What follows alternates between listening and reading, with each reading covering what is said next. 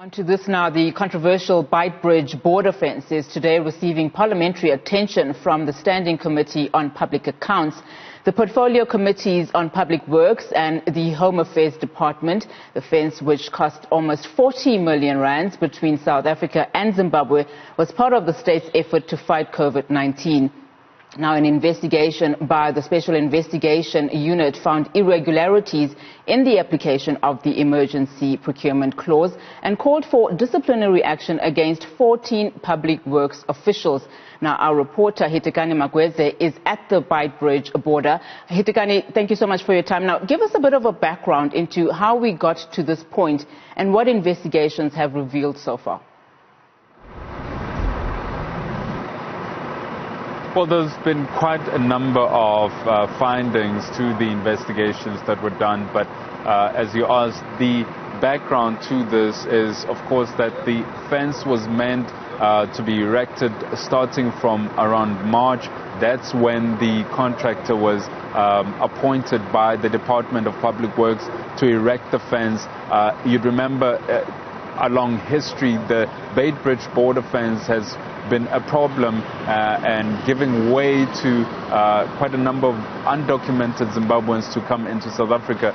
And this is, of course, because of the desperate situation.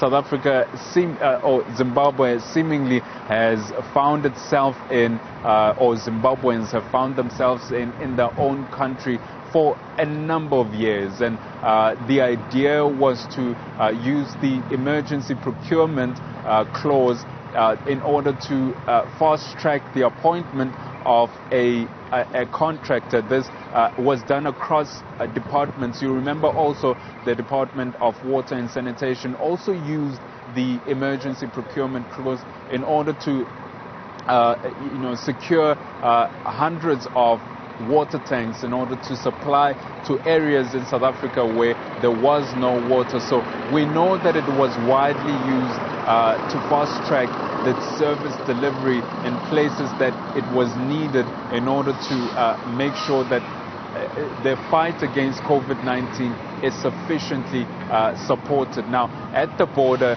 the idea was to erect the fence as quick as possible, and it seems as though the opportunity or the idea to build the fence in a state of emergency was kind of misused at this specific instance. The Special Investigating Unit and the Treasury found a litany of irregularities in the procurement of this tender, in the appointment of a contractor, and a number of other things that it seems as though or point to actions of fraud. Now, it's also found that the fence and specifications around the building of the fence were not followed. As well as the fact that the fence was meant to be about 2.2 meters high, and at what we have now is about under 1.8 meters. We also see that the fence is quite stretched, and that seems to have been done in order to save on the amount of material that was procured to be used in order to maximize on profits. We understand that the market value for what was used here is about 23 million rands. That's about 17 million rands shy of the 37 million rands that was meant to be paid. And really, this points to cutting corners and trying to do a shoddy job in order to maximize on profits. Now, there are about 14 officials, as you rightly said, that will be facing disciplinary action by the department. But the SIU has also recommended, or will be going to the special tribunal in order to ensure that the rest of the money that's meant to be paid to the contractor is not paid, and as well as that the money that was paid is recouped. So quite a number of things are at play with regards to this tender, but the crux of it is that that fence is really not fit for purpose.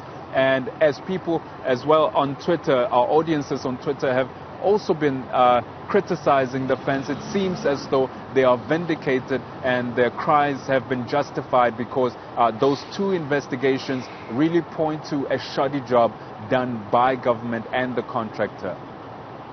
Now, what was even more shocking about this whole procurement was the fact that it was just a part of the fence, not even the fence that was surrounding the perimeter. But Hitekani, share with us what the Portfolio Committee on Home Affairs is expected to be doing there exactly today. Well, you'll imagine that because of the shoddy job, I mean, to be fair as well, the amount of space or the area in which the fence was built is not the entire more than 200 kilometers between South Africa and Zimbabwe. It is about 37 odd kilometers.